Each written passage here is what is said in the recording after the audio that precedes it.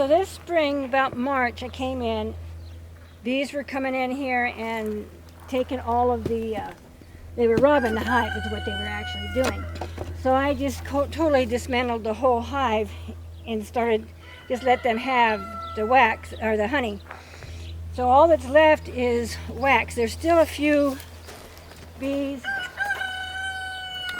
that are still coming in, and oh, he just left. And you can see there's a bee right there. There's just a little bit of honey here and there in these boxes, in these hives, these frames. Not a whole lot, mainly just wax. And these bees here, if you can see how dark he is actually a wild bee. So most of this was the wild bees. There was a few domesticated bees that came in, and I don't know if you really want to call them domesticated because they'll still get you, but they are more yellow. He's more dark, if you can tell. He is much darker. He's not going to go after me and try and sting me or anything because he's not protecting anything. He's just stealing. So when I first opened it up, it had tons of honey. Well, maybe not tons, but it had a lot of honey. All the frames were full. All the honey box was full of honey. And the bees were robbing it. So I just totally dismantled it and let the bees have it. There was the wild bees. There was mason bees. There was a few yellow jackets that came in and got the honey. There was a few, actually I think there's a yellow jacket buzzing around it right now even.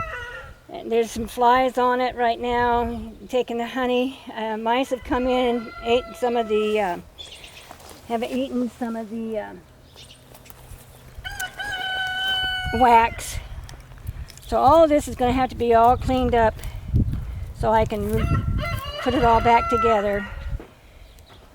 I'm going to scrape all the old wax out and get rid of it, toss it all, and reconnect the frame back together, the hive back together. Bees aren't the only, they are not the only pollinators. We have butterflies that are pollinators. You have, some of these flies are even basically a pollinator. You have ants that are pollinators. You have the hummingbirds that are pollinators. There's a hummingbird moth, which is actually the tomato hookworm or the tobacco hookworm. They're both the same. One's just got a little bit different color than the other one. And so I know a lot of people don't like the tomato hookworms because they eat the tomato plant. The tomato, I mean, they can devastate a plant overnight pretty much. But they are a pollinator, believe it or not. And once they go into the ground, they'll bury themselves into the ground, and little pupa will come, and then the following year they'll hatch out of the ground, and they become hummingbird moths. And they look like a baby hummingbird because they're so tiny. But they pollinate your deep-throated plants, like your trumpet plants and stuff, things that hummingbirds and the bees can't get to. They pollinate. Ants are pollinators. There's so many different pollinators. So honeybees aren't the only ones. Even your bumblebees are pollinators. And most of these honeybees came from Europe. When the Europeans came over here to this country, they brought their honeybees with them. And along with that, they brought the disease that killed off a lot of the bumblebees. And the bumblebees are just now starting to come back. They're still, I think, I'm not sure if they put them on an endangered species list, but they should be. I know with the hummingbirds that are the bees, that they have them to where you can't destroy a hive. They also have killer bees, I guess, in this country too now, which are really very dangerous. The whole hive will attack you to where these bees here, just a few will attack you when you are bothering with the hive. Most of the time, if they're out collecting honey and, you know, nectar and stuff out of the plants, the bees really won't bother you much.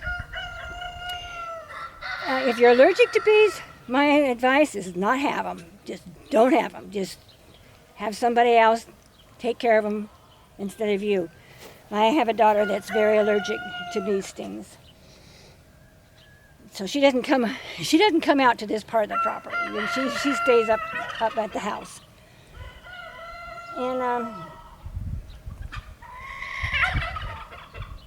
these type of hives aren't as, they have what is called a horizontal hive, and those are actually your better hives. They're easier to take care of, they're easier to get into.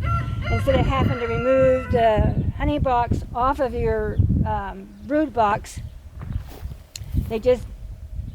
everything is in the horizontal hive, and so the brood is in one section and the honey is in the other section. You just open the whole lid and you can take care of the hive to check for the queen to make sure there's plenty of brood, or you can just go into the section to where the honey is, take the frames out that you need for yourself, and then put new honey frames back in, and you aren't disturbing the other part of the hive, so they're not as aggressive when you do that.